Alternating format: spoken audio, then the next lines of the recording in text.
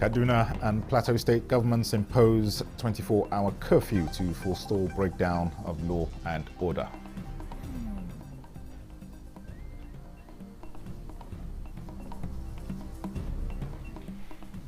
Federal government urges Nigerians travelling to UK to be vigilant following protests by far-right groups.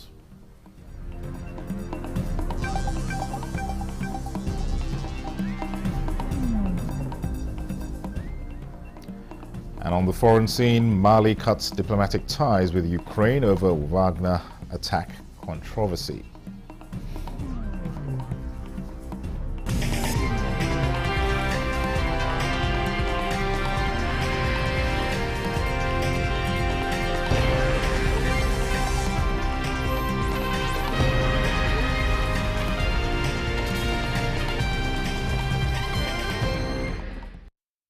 Hello and welcome to the news desk at 3 on Nta News24. We're live in Abuja. I am Dennis Adegunloye.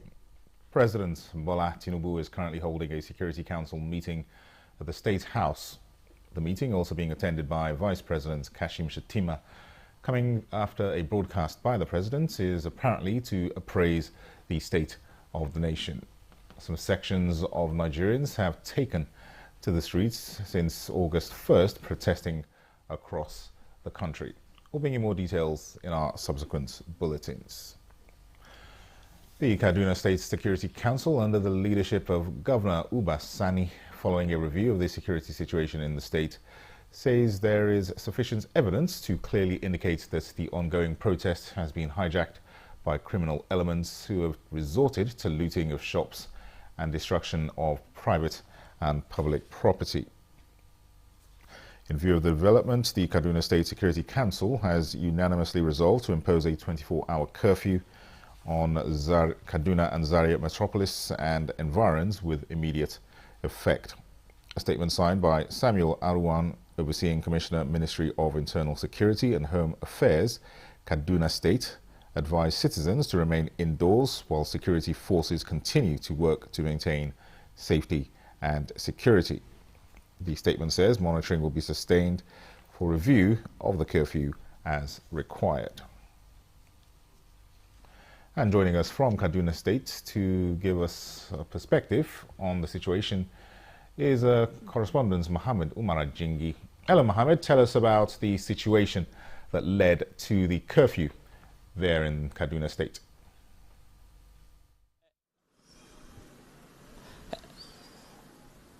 Hello Dennis, good afternoon. The Kaduna State government has decided to impose 24 hours curfew in Kaduna metropolis and Zaria city. And this is following the early morning protest today that turned violent this afternoon with destruction of property as well as looting of private shops. The State Security Council, after carefully reviewing the security situation in the state, says it is left with no option today but to impose the 24 hours curfew to maintain peace and order. And this is coming through a press release from the State Ministry of Internal Security and Home Affairs, which says that there's a clear evidence that hoodlums have hijacked the early morning peaceful protest this afternoon. Where I'm now is the Yakubu Gawan Way. I'm up there is the business Amadou Bello way, where in the morning some of these protesters took over some of the major streets with security agencies trying to control the crowd to ensure or to avoid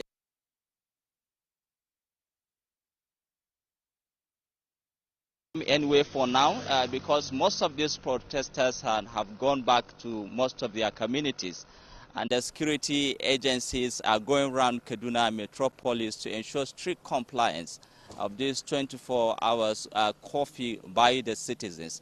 And the curfew didn't affect the general area of Kaduna State. Some parts of southern Kaduna and some other local government areas were not affected by this 24 hours curfew. The curfew is only imposed in Kaduna metropolis and environs as well as Zaria City. Okay, Mohammed, thanks for that update, and it's good to see that the government there is taking decisive steps to halt the activities of these hoodlums. Thank you, Mohammed. Meanwhile, Plateau State Governor Caleb Mutfwang has also imposed a 24-hour curfew on Jos Bukuru metropolis, effective from 12 midnight on Sunday, August 4th. Governor Mutfwang, in consultation with state security agencies, took the decision after reviewing the actions of unscrupulous individuals who exploited the nationwide protest to unleash terror on innocent citizens. The governor noted that these criminal elements, armed with daggers, machetes, and other dangerous weapons, broke into shops and restaurants along Bauchi Road and Zololo Junction, looting foodstuff and other valuable items. Governor Mutfwang emphasized that the curfew is in the best interest of all citizens and urged everyone to comply fully to ensure the safety and well-being of all residents. He directed security agencies in the state to ensure the total enforcement of the curfew across Metropolis. He warned those planning to unleash further terror on innocent citizens to desist immediately or face the full wrath of the law. The governor also called on the relevant security agencies to remain vigilant and proactive in their duties to prevent any potential disruption of law and order. Governor Mutfwang expresses gratitude to the citizens of Plateau State, particularly the clergy and imams, for their unwavering support of government policies and programs. He acknowledged their cooperation and adherence to the directives during the planned nationwide protest and praised their commitment to maintaining peace and unity. Meanwhile, the fifth day of the ongoing nationwide protests witnessed low turnouts in the Federal Capital Territory. Joseph Otsen, who has been monitoring the demonstration, reports that a handful of protesters showed up at the Moshood Abiola National Stadium, while other strategic places in Abuja remain calm. From the first day of the 10 days nationwide protests, the number of protesters have continued to reduce. At the Moshood Abiola National Stadium, a handful of protesters came out and were granted access only inside the National Stadium to prevent traffic congestion on the Federal Highway. However, a few who came around but refused to move inside the stadium were dispersed by the security on guard. Following President Bola Tinubu's broadcast to the nation, where he explained efforts made by the federal government to address concerns of citizens and calling on the agitators to embrace more dialogue, some organizers of the protests addressed the media, saying they would give government another chance for dialogue, but some remain unsatisfied. And with little to show at the National Stadium, the journalists take their leave. Meanwhile, the Eagle Square, Secretariat, and the Unity Fountain were all calm. There were no incidents of any protests at any of these strategic places. In Abuja, Joseph Otsen, NTA News. And joining us with a situation report from the Federal Secretariat, Abuja, is Ignatius Nkwo. Hello, Ignatius. What is happening around your location?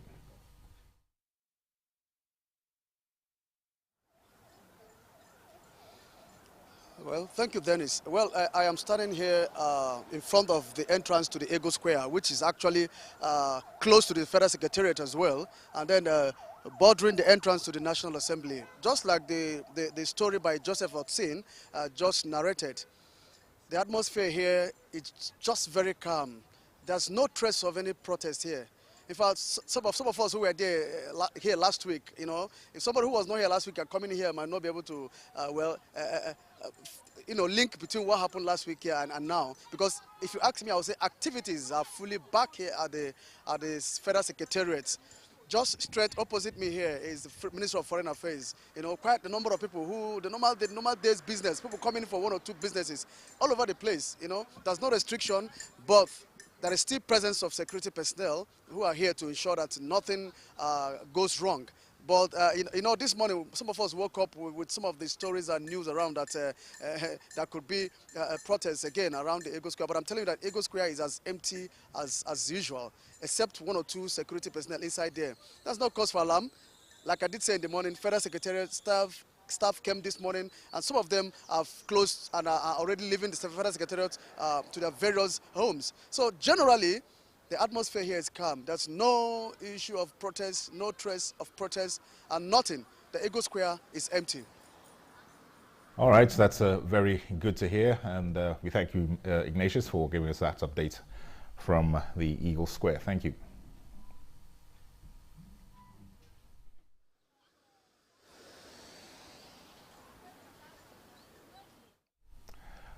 In the meantime, President Bola Tinubu's nationwide broadcast has been applauded as conveying the message of an empathetic democratic leader who identifies with the yearnings of his people, irrespective of differences. Guests on Good Morning Nigeria say that his broadcast is also indicative of his determination to enshrine good governance, unlock the economy, and maintain an indivisible and strong nation. Lydia Sampson reports. The guests recalled how in the past, some Nigerian leaders had allegedly reeled out vindictive broadcasts during past protests. They say the difference is clear, as President Bola Tinubu in his broadcast is not only setting a template for sustainable dialogue and engagement, but itemized what the administration has been doing towards resetting the economy. They should now couple up a leadership structure and take the offer for dialogue. These people, their credibility matters a lot. Will they be able to be very honest? And of course, they must be very as close to the president as possible, such that the people who are dialoguing with them know that the president will get to know the outcome of the dialogue, and if it requires certain action. With 97% debt reduced to 68%, as well as other laudable government policies targeting increasing shared prosperity, they believe it is time for genuine protesters to call off the protests for structured engagement with government through dialogue. Apart from the fact that a lot of money is coming into the economy in order to address developmental challenges, the president has brought the debt service to revenue from about 97% to about 68%. So essentially, rebuilding the economy means that in the interim, there will be pains. But as we go along, these pains will be relieved, will be addressed as much as possible. This can only be done, again, through constructive engagement, and I would recommend that labor should be consciously cultivated by the federal government or vice versa, so provide platform to meet with civil society in a manner in which this good laudable vision of the president will be translated to good governance. Has condemned what played out as organized violence, thuggery, and outright lawlessness in some parts of the country, negating the hitherto peaceful protest. In Abuja, Lydia Sampson, Nta News. In other developments, the federal government has urged Nigerians travelling to the United Kingdom to be extra vigilant following the recent protests by far-right groups in parts of the UK. A statement by the spokesperson of the Ministry of Foreign Affairs, Ambassador Ichi Abu-Obe, advised Nigerians to abide by guidelines issued by UK authorities and avoid political processions and rallies. Nigerians are advised to contact the High Commission in the UK to follow the latest updates via hc@nigeriahc.org.uk or telephone 44207 839 1244. The statement says this advisory remains under review. You're watching the news desk at 3 on Nta News24. We'll take a short break. More reports when we return. Stay with us. Nigeria, a land of rich culture and diverse voices, where every voice matters. In times of disagreement, let's choose dialogue over discord. Together, we can find solutions through understanding and respect. Let's build a stronger Nigeria, one conversation at a time. Dialogue, not protest. Unity, not division. Nigeria, united in dialogue.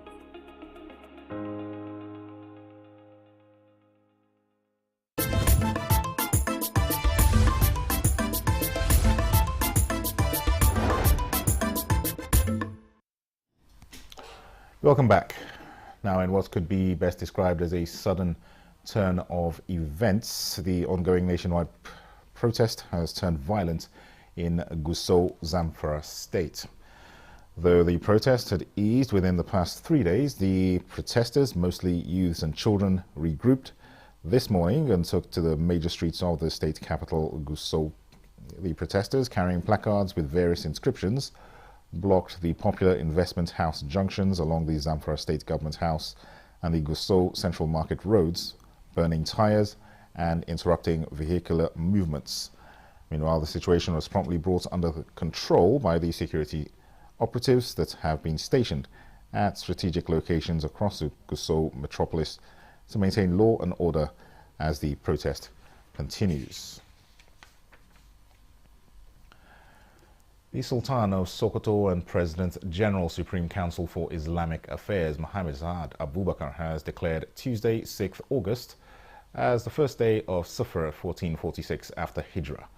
A statement signed by Professor Sambo Wali Junaido, Chairman Advisory Committee on Religious Affairs, Sultanate Council, Sokoto, says the committee, in conjunction with the National Moon Sighting Committee, did not receive reports from various moon sighting committees across the country confirming sighting of the new crescent of Safar 1446 after Hijrah on Sunday, equivalent to 4th of August. It states that Monday, 5th of August is the 30th of Muharram 1446 after Hijrah. The Sultan of Sokoto, Mohammed Saad Abubakar, accepted the reports and accordingly declared Tuesday, 6th of August as the first day of Safar 1446 after Hijrah. Now, following non-performance, some road contracts were terminated with many others undergoing review. This has brought life into many abandoned road projects, but calls for the restarting of road projects, especially in areas under security threat, are becoming louder. Abdullahi Mohammed reports. Trucks are falling down and the contractors are playing in okay. The ugly scenarios and the urge to make road transport a lot easier for the common man was behind the move to terminate non-performing road projects across the country. But this hammer did not spare projects in areas under security threats, and the people are counting difficult days. It's one of the roads that links the frontline local governments of insecurity in this state. Most especially here in Kankara, it's one of the endemic areas of insecurity. So we are appealing to President Bola Ahmed Tinubu to please ensure that we are making our passionate appeal to please ensure that this road construction will be completed. Along this road, from Marabag and Kankara to Katsina, there have been so much banditry. So we want the federal government to take a serious action. Kankara Dusama roads in Katsina State crisscrosses about 7 local government areas to Niger Republic. In Abuja, Abdullahi Mohammed, Nta News. A bit on health, stakeholders have been reminded of the collective efforts needed to support and promote breastfeeding. The Minister of Health and Social Welfare, Professor Mohammed Ali Patti, who spoke through the Permanent Secretary at the Ministry, Kachalam Daju, emphasized that the federal government is committed to supportive policies and practices that will aid breastfeeding mothers. The Breastfeeding Week is officially launched in August, marking the beginning of a worldwide campaign to promote and support breastfeeding workplace policies. This year's theme, tagged Closing the Gap, Breastfeeding Support for All, officials say the program will focus on survival, health and well-being. It is hinged on the need to improve breastfeeding support to reduce inequalities that exist in societies with a special focus on emergencies and crises. Mothers are breastfeeding from 0 to 6 months and to 2 years of age. Therefore, we must adequately support our women, our mothers, our sisters, our aunties to breastfeed. UNICEF country representative Christian Munduate and other nutrition experts re-echoed the sentiments, stressing the need for inclusive policies. Governments at federal, state and local level policy makers, health system, workplaces, everybody, to come together to close this gap. We need to also ensure that the baby is exclusively breastfed for the first 6 months without water, without herbs, without concussion, except for necessary vaccine and drugs for the baby. The event also featured testimonies from working mothers who shared their experiences and the challenges they face in balancing work and breastfeeding. This is the news desk at 3 on Nta News24. Here is a quick look at our major stories. Kaduna and Plateau state governments imposed 24-hour curfew to forestall breakdown of law and order.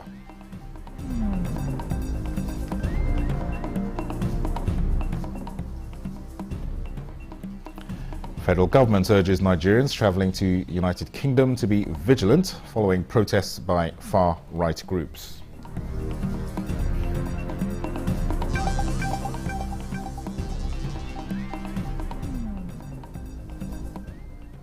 And next on the foreign scene, Mali cuts diplomatic ties with Ukraine over Wagner attack controversy.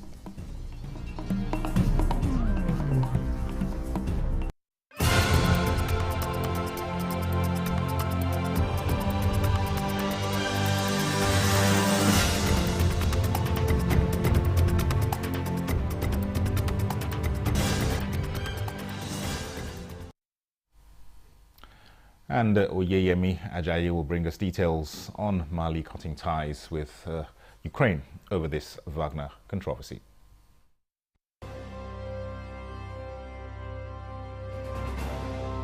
Mali has announced it is severing diplomatic ties with Ukraine, accusing a senior official of having admitted Kyiv's role in a heavy defeat in July that killed dozens of mercenaries from Russia's Wagner group, as well as Malian soldiers.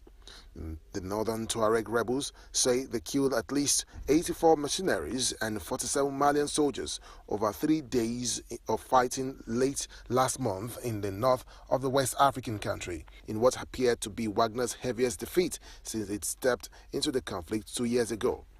On July 29, the spokesperson for Ukraine's military intelligence agency told the media that Malian rebels had received all the information they needed, which allowed them to carry out their operation against the Russian war criminals.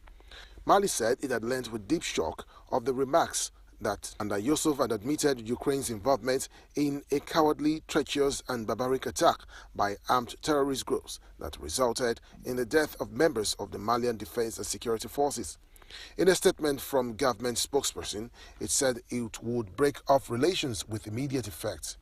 Mali also cited comments by Ukraine's ambassador to Senegal, who was summoned by Senegal on Saturday over a video published on Facebook in which he provided unequivocal and unqualified support for the terrorist attack in Mali. Now, elsewhere, at least 37 people had died and 212 others were wounded in an attack on a beach hotel in Somalia's capital, Mogadishu. Authorities also said that one soldier was killed and another wounded, while the rest of the dead were civilians. Witnesses reported an explosion followed by gunfire. Al-Qaeda's East African affiliate Al-Shabaab said through its radio station that its fighters carried out the attack.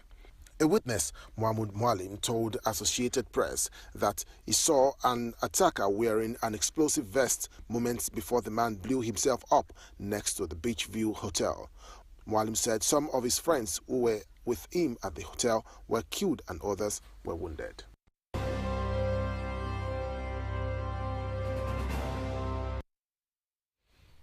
Well, that concludes the news desk at 3 on Nta News 24. Thank you for watching. I am Dennis Adegunloye.